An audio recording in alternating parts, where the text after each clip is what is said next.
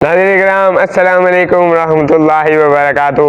آج ہم مفتی صاحب کی بارگاہ میں حاضر ہیں اور مفتی صاحب سے بڑا اہم سوال کرنا ہے کہ مفتی صاحب کہ ایک شخص نے بیوہ عورت سے شادی کیا ہے اور اس کی عورت کی جو پہلی شادی تھی اس میں سے ایک بیٹی ہے، تو وہ اب یہ اس کی بیوی کا انتقال ہو گیا ہے اور یہ چاہتا ہے کہ اس کی بیٹی سے میں نکاح کر لوں، کیا یہ جائز ہے یا نہیں؟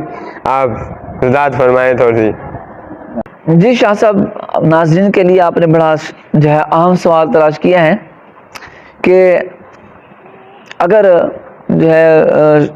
ایک شخص کی بیوی کا انتقال ہو جاتا ہے تو اسی کی اگر پہلے والے شوہر سے ایک بیٹی ہے، اب یہ چاہتا ہے کہ میں پہلے والے شوہر والی بیٹی ہے جو اس سے نکاح کروں، تو ایسا نہیں کر سکتا، یہ حرام و ناجائز ہے۔ کیوں؟ اس لیے کہ یہ جو مرد ہوتا ہے جب اپنی عورت سے جماع کر لیتا ہے، صحبت کر لیتا ہے، تو اس کے بعد اس عورت کی جتنے وہ اولادیں ہوتی ہیں جو اس سے ہوں یا کسی اور مرد سے ہوں، حرام ہو جاتی ہیں۔ اب وہ لڑکی اس سے کیا ہو گئی ہے؟ اس پر حرام ہو گئی ہے۔